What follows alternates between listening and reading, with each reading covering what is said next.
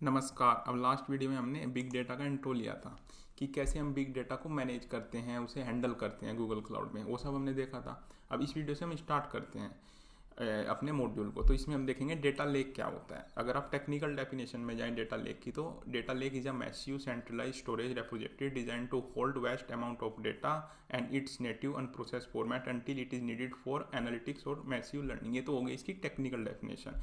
अगर आप इसे बिल्कुल सिंपल लैंग्वेज में समझें तो डेटा लेक बहुत बड़ा डिजिटल गोदाम है, जहाँ पर आप अपना हर तरीके का कच्चा डेटा, रो डेटा जो है आप रखते हैं, वहाँ पे स्टोर करते हैं रो डेटा को, जब तक कि आपने उसमें कोई फिल्ट्रेशन वगैरह नहीं की है, आपने कोई फिल्टर नहीं लगाया। वो हो सकता है आपका डेटा रिपीटेड हो, कि एक फाइल दो दो बार आ रही हो, या कोई इसका पूरा कायदे का स्ट्रक्चर ना हो। तो इस तरीके का जो डेटा होता है उसे हम डेटा लेक में रखते हैं।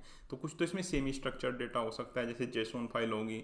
सेमी स्ट्रक्चर मतलब इसमें कुछ कॉलम्स वगैरह बने होंगे, जैसे कस्टमर आईडी होगी तो उसमें सबकी कस्टमर आईडी होगी। प्रोडक्ट जो आपने सेल किया, मान लो सेल का डेटा है, तो आपने क्या चीज़ सेल की वो डेटा होगा आपके पास। XML फाइल होगी, या फिर अनस्ट्रक्चर्ड डेटा भी हो सकता है, कुछ images, PDF, audio files, videos, इस तरह का डेटा जिसका कोई फिक्स स्ट्रक्चर ही नहीं है। तो उस तरह का डेटा हम इसमें रखते हैं। अब हमने लास्ट वाली वीडियो में एक चीज़ देखी थी कि बिग डेटा में हमारे पास दो तरह के डेटा होंगे, या तो हमारे पास बैच डेटा होगा या हमारे पास स्ट्रीमिंग डेटा होगा। ये चीज़ हमने लास्ट वीडियो में समझी थी।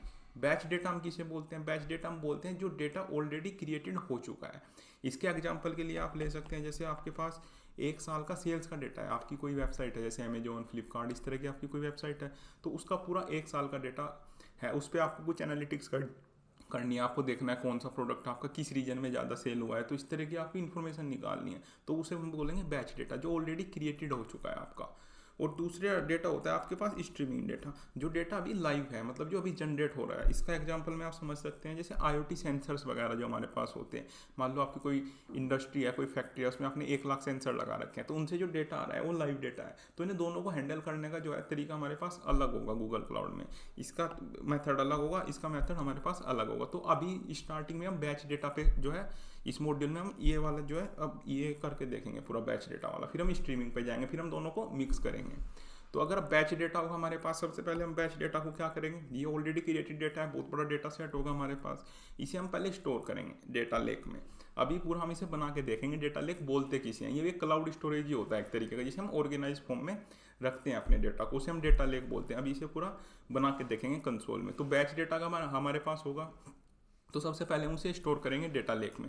फिर उसे क्या करेंगे, हो सकता है इसमें रिपीटेड डेटा हो, या डुप्लीकेसी बहुत ज़्यादा हो, या प्रॉपर फॉर्मेट में होगा ही नहीं हमारा डेटा, क्योंकि उस कुछ PDF फाइल्स होंगी, कुछ होंगी। तो हम उसे क्लीन करेंगे डेटा को पहले एनालिटिक्स चलाने से पहले, ताकि हमारे रिजल्ट जो है काफ़ी अच्छे आएँ, जो हमारी एनालिटिक्स है वो काफ़ी अच्छे से परफॉर्म करे। उसमें जो क्वेरीज वगैरह हैं, बिग क्वेरी में जो SQL हम क्वेरीज जो रन करेंगे वो अच्छे से हों उसमें। तो उसके लिए हम इसे डेटा फ्लो से जो है पहले डेटा को क्लीन करते हैं। तो ये तो होता है प्रोसेस जब हमारे पास बैच डेटा होता है, जो ऑलरेडी क्रिएटेड डेटा होता है। दूसरे टाइप का डेटा होता है हमारे पास स्ट्रीमिंग डेटा, जो अभी जनरेट हो रहा है, जैसे IoT सेंसर्स वगैरह का डेटा। उसे कलेक्ट करने के लिए हम यूज़ करते हैं पबसब। पबसब क्या करेगा, उसे कलेक्ट करेगा, फिर वो डेटा फ्लो में भेज के उसे क्लीन करेगा, फिर बिग क्वेरी में जाकर उस पर एनालिटिक्स चलेगी।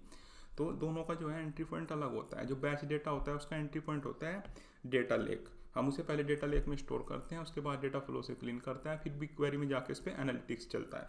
जो लाइव डेटा होता है, जो हमारा स्ट्रीमिंग डेटा होता है, उसे पबसब, ये भी हमने देखा हुआ है, लेवल 1 में भी देखा हुआ है हमने, लेवल 2 में भी इसका एक डेडिकेटेड वीडियो आपको मिल जाएगा पबसब का भी, कि पबसब किस तरीके से काम करता है। तो ये उसे डेटा को कलेक्ट करेगा, फिर ये डेटा फ्लो में भेजेगा, फिर वो बिग क्वेरी में जाएगा। तो अभी जो स्टार्टिंग की हमारी वीडियोस होगी, अभी हम डेटा फ्लो पे काम नहीं करेंगे। अभी हम क्या करेंगे, अपने बैच डेटा को डेटा लेक में स्टोर करेंगे और बिग क्वेरीज पे एनालिटिक्स चलाएंगे हम उसमें। पहले हम बिग क्वेरी को अच्छे से पढ़ेंगे, उसकी कमांड्स वगैरह कैसे उस पर एनालिटिक्स होती है। फिर हम स्ट्रिंग डेटा को क्लाउड पबसब से कैसे कलेक्ट करते हैं वो देखेंगे। फिर इन्हें इतना देखने के बाद फिर हम जाएंगे डेटा फ्लो में।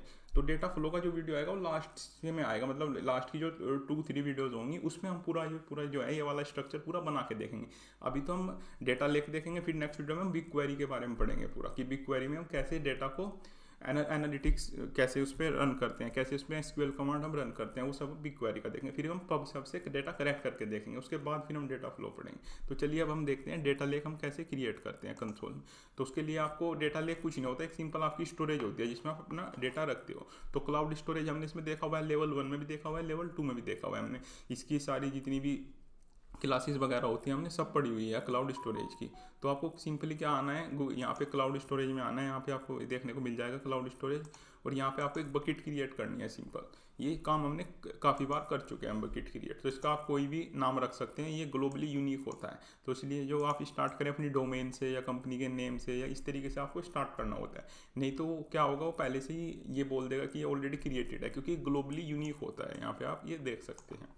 तो इसके लिए फिर आपको कंटिन्यू करना है। यहाँ पे आप ये लोकेशन सेलेक्ट कर सकते हो अपने यूज केस के हिसाब से, आपको किस तरीके से एक्सेस करना है ये चीज़ें। तो जो इस पे तो हमें क्या करना है, अपना इंटरनल काम करना है। जब भी हमें इंटरनल काम करना होगा तो हम रीजनल सेलेक्ट करेंगे। मल्टी रीजन में आपकी कॉस्टिंग ज़्यादा आएगी, तो इसमें तो हमें इंटरनल काम करना है। कोई ये तो है नहीं कि हमारी ऐप है कि वो डिफरेंट रीजन में उसके यूज़र हैं, उसमें हमें कुछ एक्सेस कराना है यूज़र को, तो हाईएस्ट अवेलेबिलिटी की ऐसे तो कोई हमें रिक्वायरमेंट नहीं। तो हम रीजनल सेलेक्ट करेंगे, यूएस सेंट्रल 1 वाले रीजन में हम इसे क्रिएट करेंगे। तो उसके बाद आपको क्लासेस सेलेक्ट करनी है। ये भी हमने बहुत अच्छे से पढ़ा हुआ है सब के बारे में, कि standard, near line, cold line, आर क्या हुई है, हमने लेवल 1 लेवल 2 दोनों में बहुत अच्छे से देखा हुआ है, कब हम कौन सी यूज़ करते हैं। ये डिपेंड करता है कि आपको डेटा एक्सेस किस टाइप से करना है। अगर आपको लगभग डेली डेटा एक्सेस करना है तो आपको स्टैंडर्ड चूज़ करनी है। अगर आपको मतलब वीक में या मंथ में एक बार करना है, नियर लाइन करनी है। आपको 6 मंथ टाइप में करना है तो कोल्ड लाइन करनी है। और आपको जैसे ईयरली डेटा है कि आपको 5 ईयर या 10 ईयर में आपको हो सकता है ज़रूरत पड़ जाए डेटा की, फिर हम उसे आर्काइव में रखते हैं। तो इस तरीके से हम इसे क्लासेस को चूज़ करते हैं अपने। फिर इससे हमारी क्या आता है, कॉस्टिंग उसी हिसाब से कम हो जाती है हमारी, क्योंकि जो स्टैंडर्ड होगा उसमें डेटा एक्सेस करना जो है ना वो चीप होता है, काफ़ी सस्ता होता है, और स्टोरेज करना इसमें थोड़ा सा कॉस्टली होता है। तो इस तरीके से आप नियर लाइन में जाओगे तो इसमें थोड़ा सा कॉस्ट बढ़ जाएगी एक्सेस करने की, और स्टोरेज करने की कॉस्ट कम हो जाएगी। आरकेयू में क्या होगा, स्टोरेज करने की कॉस्ट सबसे कम होगी, लेकिन एक्सेस करने की कॉस्ट ज़्यादा हो जाएगी डेटा को। तो उस हिसाब से हम क्लासेस इसमें से चूज़ करते हैं। उसके बाद आपको करना है इसमें कंटिन्यू। तो ये यूनिफॉर्म पे आपको रहने देना है। ये सब हमने देखा हुआ है किस तरीके से हम इसमें आईएम में हमने सब समझा हुआ है कि कैसे क्या यूनिफॉर्म होता है, किस तरीके से हम इसे एक्सेस देते हैं। तो ये आपको कंटिन्यू करना है। तो ये सब आपको यहाँ पे करना है क्रिएट। तो जैसे ही आप इसे क्रिएट करोगे तो आपकी जो है बकेट यहाँ पे क्रिएट हो जाएगी। तो यहाँ पे ये आपकी नॉर्मल एक बकेट क्रिएट होगी, जो हमने काफ़ी बार कर चुके हैं इसे क्रिएट। तो यही आपकी डेटा लेक होती है। बस इसमें हम जो है फोल्डर्स वगैरह बना के इसे अच्छे से मैनेज करते हैं, इसे ऑर्गेनाइज फॉर्म में करते हैं। तो आप इसमें जनरली हम 3 फोल्डर बनाते हैं। एक तो रो डेटा बनाएंगे जिसमें हम अपना रो डेटा रखेंगे सारा, ये फोल्डर बना लिया आपने। एक दूसरा फोल्डर बनाएंगे हम इसमें प्रोसेस डेटा, जो हमारा इसमें डेटा फ्लो जो उस डेटा को क्लीन करेगा, तो उस तरीके का डेटा रखेंगे। एक हम बनाएंगे इसमें लॉग्स, जो सिस्टम के लॉग्स वगैरह जो इसमें रहेंगे हमारे। तो अभी तो हम बात करेंगे केवल रो डेटा की। तो इसमें हम सारा अपना जो है रो डेटा रखेंगे। फिर हम बिग क्वेरी में जाके यहाँ से उसे एक्सेस करेंगे, उसका पाथ देंगे। ये हम सब नेक्स्ट वीडियो में करेंगे बिग क्वेरी। तो यहाँ पे आपको रो डेटा में आना है। रो डेटा में आके आपको यहाँ पे अपलोड करना है, अपलोड फाइल्स। तो यहाँ पे आप जैसे हमारे पास कुछ यहाँ पे हमने कुछ डेटा हमारे पास पड़ा हुआ है, कुछ CSV फाइल्स का डेटा है, कुछ JSON फॉर्मेट का डेटा है, कुछ सेल्स का डेटा है। तो उस तरीके का आपका यहाँ पे सीधा यहाँ पे आपको अपलोड है ना, अपलोड फाइल्स ये करना है यहाँ पे। तो यहाँ पे आप देख सकते हैं 2 फाइल हमारे पास आ चुकी हैं। तो ये कुछ डेटा है हमारे पास, ये आप देख सकते हैं कुछ JSON फॉर्मेट में है, जिसमें हमारे पास ऑर्डर आईडी, यहाँ पे order ID, product, category, price, quantity, region, customer ID, time stamp. तो इस तरीके का डेटा है। ये काफ़ी सारे हमारे पास एंट्रीज हैं इसमें। तो ये एक तो ये फाइल है हमारे पास, एक हमारे पास है इसमें CSV फाइल। जैसे इसमें भी order ID, product, category, price, region, customer ID, time stamp, किस टाइम हमने सेल किया। तो इस तरीके का कुछ ये हमारे पास 2 फाइल्स हैं। तो इसमें हम पूरे एनालिटिक्स चला के देखेंगे बिग क्वेरी में नेक्स्ट वीडियो में, कि हम बिग क्वेरी यूज़ कैसे करते हैं।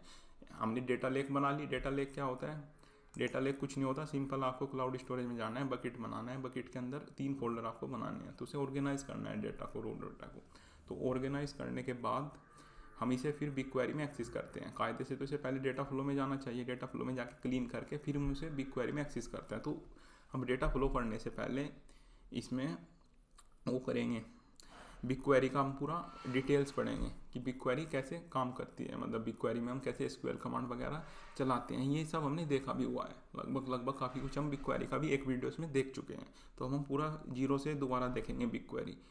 उसके बाद फिर हम जाएंगे पब सब वगैरह के पास, फिर हम स्ट्रीमिंग डेटा का देखेंगे, फिर हम पूरा वो जो आर्किटेक्चर जो हमने देखा था फिर वो हम पूरा बना के देखेंगे इसमें लास्ट में, जब हम बिग क्वेरी पढ़ लेंगे। जब हम बिग क्वेरी पढ़ लेंगे तो फिर हम पूरा ये अपना आर्किटेक्चर पूरा बना के देखेंगे इसमें किस तरीके से काम करता है। इसमें बैच डेटा होता है, फिर वो स्टोर होता है, फिर डेटा फ्लो में क्लीन होता है, फिर बिग क्वेरी में जाता है। ऐसे जो हमारे पास लाइव डेटा होता है उसे पब सब से हम कलेक्ट करते हैं, फिर डेटा फ्लो में जाता है, फिर बिग क्वेरी में जाता है। तो लास्ट में हम पूरा एक प्रोजेक्ट बना के सब बना के देखेंगे। अब नेक्स्ट वीडियो में हम देखेंगे बिग क्वेरी।